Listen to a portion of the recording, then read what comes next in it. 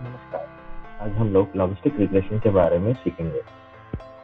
Logistic regression से हम लोग डेटा को क्लासिफाई करते हैं कि ये किस तरह का क्लास है। उदाहरण के लिए आप एक क्लास ईमेल स्पैम या नॉट स्पैम बोल के आप क्लासिफाई करोगे। लॉजिस्टिक रिग्रेशन के लिए पहले आपको सिग्मॉइड फंक्शन का जानना जरूरी होती है। तो सिग्मॉइड फंक्शन से आपको ये पता चलता है कि ये डेटा से आपका कौन सा क्लास का है। आगे देखिए, फंक्शन एक मैथमेटिकल फंक्शन है जिसमें हम देखे जाते हैं कि वो एक एस कर्व की तरह होता है।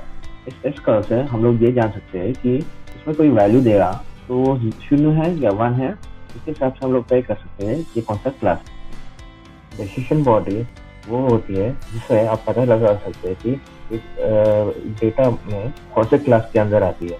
डिसीजन बाउंड्री एक मध्यम वर्गीय एक लाइन होता है जिसमें एक तरफ उस लाइन से दूसरी तरफ एक पर्टिकुलर क्लास का होता है और इस लाइन का दूसरा एरिया वो दूसरा क्लास का होता है। इसे डिसीजन बाउंड्री कहते हैं। जब भी हर एक डेटा पॉइंट को जब आप सिग्मा फंक्शन से चेक करते हैं और उसमें जो प्रेडिक्शन आता है उस प्रेडिक्शन से आपका ओरिजिनल जो आउटपुट होता है उसे हम डिफरेंस लेते हैं जिससे कि हमें कॉस्ट फंक्शन मिल जाती है। इस कॉस्ट फंक्शन को हम लोग रिड्यूस करने के लिए प्रयत्न करना चाहिए। आप सबसे पहले मॉडल को इनिशियलाइज करेंगे। मॉडल को इनिशियलाइज करने के बाद सिग्मॉइड एक्टिवेशन फंक्शन को कैलकुलेट करेंगे। उसके बाद उसके जो कॉस्ट फंक्शन है उस कॉस्ट फंक्शन को कैलकुलेट करेंगे और उसके हिसाब से मॉडल को इम्प्रूव करते हैं। जैसे कि नंबर ऑफ इटरेशन बढ़ता रहता है हम इसको मॉडल को इम्प्रूव कर सकते हैं। उसी तरह हम लॉगरिथमिक रिग्रेशन का एल्गोरिथम निकाल सकते हैं।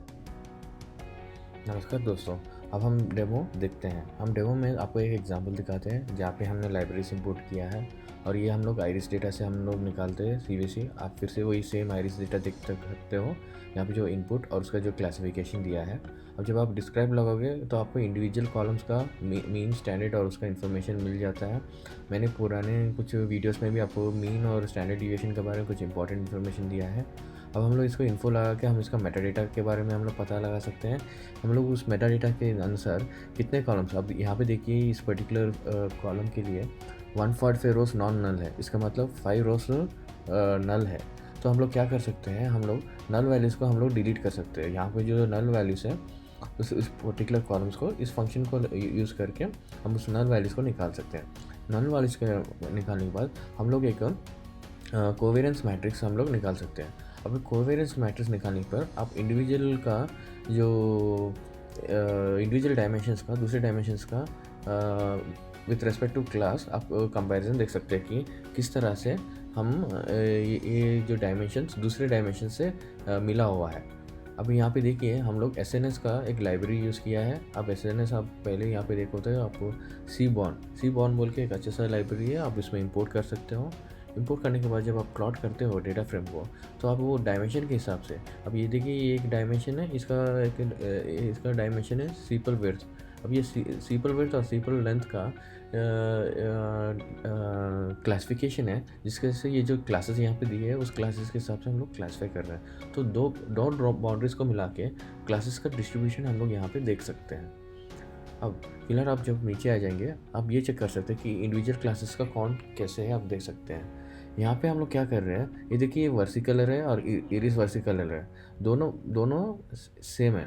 तो सेम होने के बाद हम इन दोनों को कंबाइन कर सकते हैं। ये वर्सी कलर और इस आइरिस वर्सी कलर को कंबाइन करने के बाद हम लोग क्या करेंगे, इसमें से हमको 1 2 3 क्लासेस मिल जाएगा। और ये जो सेंटोजा जो क्लासेस है इसका स्पेलिंग रॉन्ग गलत है, ये भी इसको मिलाते हैं।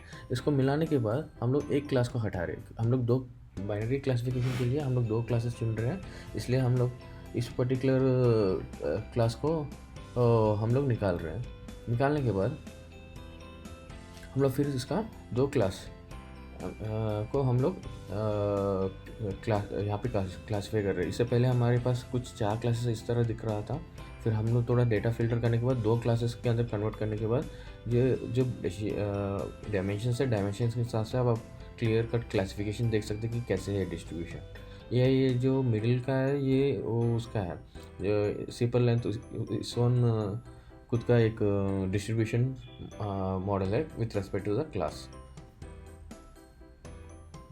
अब यहाँ पे देख सकते हैं हिस्टोग्राम लगा के कि ये सीपर लेंथ का डिस्ट्रीब्यूशन कैसा है। अब सीपर लेंथ का डिस्ट्रीब्यूशन देखिए कि कुछ चीज़ों का आपको तो 5 का वैल्यूज़ है यानी, और कुछ सीपर लेंथ का कुछ वैल्यूज़ को डेटा पॉइंट्स का वैल्यू इस तरह से है, यानी कि वैल्यू स्मूथली डिस्ट्रीब्यूटेड नहीं है, इसको स्मूथली डिस्ट्रीब्यूशन करना पड़ेगा। सो स्मूथ डिस्ट्रीब्यूशन करने के लिए अब हमें यहाँ पे एक फंक्शन निकाल रहे हैं। यहाँ पे आप गौर से देखिए कि हम लोग जो लोकेशन है जिसका सेंटीमीटर लेस देन 1 है उसको हम लोग फ़िल्टर कर रहे हैं। हम लोग इस चीज़ को फ़िल्टर करने से इस डेटा पॉइंट को हम हटा रहे हैं। जब हम इस डेटा पॉइंट को हटा देते हैं तो इस जगह का डेटा है, देखिए आपको एक कंटिन्यूस डेटा पॉइंट्स आपको मिल जाएगा। ये कंटिन्यूस डेटा पॉइंट्स से आपका मॉडलिंग सही आता है। अब फिर से हम इसका हम लोग पेयर प्लॉट निकाल सकते हैं। पेयर प्लॉट निकालने के बाद आपको सही ढंग से थोड़ा बहुत सही ढंग से आपका अलग अलग डिस्ट्रीब्यूशन मिल जाता है। देखिए कि आप अगर आप इस क्लास में सीपर लेंथ और सीपर विड्थ का आप 2 डायमेंशंस लेंगे तो आपको यहाँ पे एक देखिए अच्छे से क्लास सेपरेशन मिल जा रहा है। आप देखिए दूसरे के डायमेंशंस के कंपेरिजन में भी आपका अच्छे सा क्लासेस का डिवीजन हो रहा है। अब यहाँ पे देखिए हम लोग मॉडल कंस्ट्रक्शन के लिए जा रहे हैं। मॉडल कंस्ट्रक्शन के लिए हम लोग क्या कर रहे हैं, हम लोग स्टैंडर्ड स्केलर यूज़ कर रहे हैं। अब स्टैंडर्ड स्केलर आप यहाँ पे देख सकते हैं, मैं इसको सर्च करता हूँ। देखिए यहाँ पे स्की लर्न का प्री प्रोसेसिंग में स्टैंडर्ड स्केलर दिया है। सो स्टैंडर्ड स्केलर आप यहाँ पे देख सकते हैं, हमने इसको इनिशियलाइज़ किया है, उसका कंस्ट्रक्टर कॉल करके। ये देखिए यहाँ पे कंस्ट्रक्टर कॉल करके इसको स्टैंडर्ड स्केलर इंस्टॉलेज किया है। अब हम पे ट्रांसफॉर्मेशन कर रहे हैं। ये ट्रांसफॉर्मेशन क्या करता है, स्केलिंग करता है। यानी कि आप इससे पहले मैंने माइलेज लीटर और किलोमीटर के बारे में आपको एक्सप्लेन किया है। मैं आपको फिर से एक्सप्लेन कर देता हूँ। देखिए अब एक लीटर का पेट्रोल कितना किलोमीटर दे रही है, या 1 किलोमीटर के लिए कितना लीटर चाहिए। आपको ये थोड़ा बहुत अच्छा लगेगा क्योंकि ये वैल्यूज़ का कंपैरिजन हम लोग कर सकते हैं। ऐसे नहीं कि बड़ा वैल्यूज़ यानी कि 1000 मिलीलीटर का माइलेज कितना आ रहा है, या 1000 मीटर के लिए कितना लीटर चाहिए। तो इसके बदले हम लोग 0 to 1 स्केलिंग करने के लिए हम लोग ये स्टैंडर्ड स्केलर यूज़ करते हैं। ये स्टैंडर्ड स्केलर करने के बाद हम देखिए इसका शेप्स देख रहे हैं। हम लोग यहाँ पे स्प्लिट कर रहे हैं। आपको मैंने पहले भी समझाया कि हम लोग टेस्ट साइज़ के हिसाब से हम लोग डेटा को 20% या 30% 80% डिवाइड कर सकते हैं। यहाँ पे हम लोग 20% हमने टेस्ट डेटा के लिए रखा है और बाकी के 80% डेटा हम लोग ट्रेनिंग कर रहे हैं। यहाँ पे हम लोग रैंडम स्टेट कर रहे हैं, यानी कि रैंडम सॉर्टिंग के लिए यूज़ होता है। यहाँ पे देखिए हम लोग वेट इनिशियलाइजेशन कर रहे हैं। वेट इनिशियलाइजेशन में हम लोग जीरोस यूज़ कर रहे हैं। कुछ एल्गोरिथम्स में हम लोग 1 यूज़ करते हैं, मगर कुछ चीज़ों को 0 भी इस्तेमाल करते हैं। तो आपके मॉडलिंग के हिसाब से आप वेट इनिशियलाइजेशन करना है। वेट इनिशियलाइजेशन बहुत इंपॉर्टेंट होती है। यहाँ पे न्यूरल नेटवर्क्स वहाँ पे आपको बहुत इंपॉर्टेंट स्टेप हो जाती है। यहाँ पे लॉगिस्टिक रिग्रेशन में आप अपने जीरो वेट और 0 बायस से आप इनिशियलाइज कर सकते हो। यहाँ पर हम लोग सिग्मॉइड एक्टिवेशन फंक्शन मतलब आपको कोई जब वैल्यू आ जाता है, जब आप मॉडल से जब आपको वैल्यू आता है, आप हम उसको सिग्मॉइड फंक्शन निकालते हैं। सिग्मॉइड फंक्शन से हमको क्लैरिटी मिलती है कि ये कौन से वैल्यू होना चाहिए, 0 होना चाहिए या 1 होना चाहिए। और यहाँ पे हम लोग मॉडल ऑप्टिमाइजेशन कर रहे हैं। मॉडल ऑप्टिमाइजेशन में हम लोग यहाँ पे क्लोज्ड फंक्शन यूज़ कर रहे हैं। क्लोज फॉर्म फंक्शन में यहाँ पे एक फॉर्मूला दिया है। तो यहाँ पे मॉडल ऑप्टिमाइजेशन कर रहे हैं, यहाँ पे मॉडल प्रेडिक्ट कर रहे हैं। तो यहाँ पे हम लोग ऑप्टिमाइजेशन में हम लोग सिग्मॉइड एक्टिवेशन कर रहे हैं और उसका कॉस्ट निकाल रहे हैं।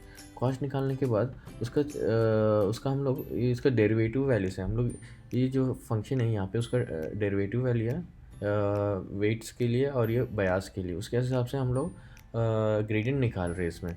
ये क्लोज फॉर्म नहीं है, ग्रेडियंट वाइज हम लोग ऑप्टिमाइज कर रहे हैं, यानी कि वेट को मॉडल को हम लोग इम्प्रूव कर रहे हैं। और यहाँ पे देखिए हम लोग मॉडल प्रेडिक्टिंग कर रहे हैं। हम लोग दूसरा फंक्शन इस्तेमाल किया। यहाँ पे हम लोग मॉडल ऑप्टिमाइजेशन को कॉल कर रहे हैं, जहाँ के हम लोग इसका ग्रेडियंट और कॉस्ट निकाल रहे हैं। उस हिसाब से हम लोग जो ग्रेडियंट के है उसका जो वेरिएशन है, यानी कि स्लोप और वाई इंटरसेप्ट का जो है बायस, उसका हम लोग निकाल के हम लोग वेट और बायस को अपडेट कर रहे हैं। वेट और बायस को अपडेट करने के बाद हम लोग यहाँ के कॉस्ट कैलकुलेट, यहाँ पे हमें जो मिला है कॉस्ट, इस कॉस्ट को हम लोग उसमें अरे में डाल रहे हैं। ताकि हम लोग बाद में ग्राफ में प्लॉट करके इसको पता लगे कि कॉस्ट रिड्यूस हो रहा है, किस तरह से रिड्यूस हो रहा है। हम यहाँ पे प्रेडिक्शन यूज़ कर रहे हैं। इस प्रेडिक्शन में हम लोग जो एग्जिस्टिंग मॉडल है उस मॉडल का यूज़ करके यहाँ पे तो हम लोग जो डेटा है उस यहाँ पे फाइनल प्रेडिक्शन वो मॉडल होती है, यहाँ पे m डेटा होती है। तो यहाँ पे हम लोग प्रेडिक्ट करते हैं कि इनपुट वैल्यू से कितना कौन से क्लास का होता है, उसे हम वाई वेट बोलते हैं। अब यहाँ पे देखिए हम लोग एक्चुअल फंक्शन एग्जीक्यूट कर रहे हैं। यहाँ पे हम लोग फीचर्स निकाल रहे हैं। यहाँ पे फीचर्स निकालने के बाद हम लोग यहाँ पे वेट इनिशियलाइजेशन कर रहे हैं, यानी कि 0 0 कर रहे हैं, जहाँ पे मैंने पहले एक्सप्लेन किया था। फिर हमने मॉडल प्रेडिक्शन कर रहे हैं। मॉडल प्रेडिक्शन के बाद हमको फाइनली स्लोप और बायस मिल जाता है, वेट्स और बायस मिल जाता है, यानी कि फाइनल वेट्स, यानी कि जब ग्रेडियंट्स होता है ग्रेडियंट के हिसाब से हमें फाइनल वेट्स वगैरह मिलता है। अब यहाँ पे देखिए हमें 4500 इटरेशंस किया है। 4500 इटरेशन मतलब ये जो प्रेडिक्ट और प्रेडिक्शन रहता है, ये जो प्रेडिक्शन हम लोग 4500 स्टेप्स में करते हैं और इसका लर्निंग रेट होता है 0.001, यानी कि छोटे छोटे स्टेप्स लेके उसको 5000 टाइम्स उसको वेट्स इंप्रूव करते हैं। यहाँ पे इंप्रूव करने के बाद हमको इसका मॉडल मिल जाता है। उस मॉडल से हमें हम लोग प्रेडिक्ट कर सकते हैं कि आपको कोई इनपुट दिया उसको हम लोग प्रेडिक्शन कर सकते हैं कि ट्रेनिंग प्रेडिक्शन कर सकते हैं। हम लोग एक्यूरेसी स्कोर फिर से हमने इसका देखिए स्कोर हमने स्किल लर्निंग मैट्रिक्स से हमने यूज़ किया है। स्किल लर्निंग मैट्रिक्स से आप यहाँ पे एक्यूरेसी स्कोर का देख सकते हैं कि कितना एक्यूरेसी है। अब देखिए ट्रेनिंग का वैसे भी एक्यूरेसी अच्छा रहता है, इसलिए इसका 1 दिखा रहा है। यहाँ पे आप देखिए वाई टेस्ट का भी एक्यूरेसी 1 दिख रहा है। नॉर्मली ट्रेनिंग का एक्यूरेसी ज़्यादा रहता है टेस्टिंग एक्यूरेसी के साथ। जिससे ये टेस्ट डेटा हम लोग इसी डेटा सेट से निकाले, इसलिए ऑलमोस्ट इसका एक्यूरेसी 1 दिख रहा है। अब हम देखिए कि इटरेशन के साथ हम देख सकते हैं कि कॉस्ट का कितना अच्छा रिडक्शन हो रहा है। अब हम लोग ये देखिए हम लोग लॉजिस्टिक रिग्रेशन यहाँ पे देखिए हम लोग इससे पहले हमने खुद का फंक्शन लिखा है। अब हम लोग डायरेक्टली स्किल लर्निंग का फंक्शन हम लोग डायरेक्टली इम्प्लीमेंट कर सकते हैं विद हमारा कस्टम मेथड्स की ज़रूरत नहीं है। हम लोग लाइब्रेरी का फंक्शन कर सकते हैं। ये बहुत सिंपल सा काम है। आप फिट टू बोल के आप मेथड कॉल कर दीजिएगा और फिर बाद में आपके वेट्स मिल जाएगा, इंटरसेप्ट्स और कोएफिशिएंट्स मिल जाएगा। उस हिसाब से आप पता कर सकते हैं कि प्रेडिक्शंस क्या है। तो आप एक्स टेस्टिंग का आप लगा दीजिएगा, तो उसके हिसाब से आपको प्रेडिक्शन मिल जाएगी। और प्रेडिक्शन के हिसाब से आप लोग जब आप स्कोर निकालेंगे देखिए आप इसका स्कोर भी 1.0 मिल जाएगा। ये वीडियो देखने के लिए शुक्रिया।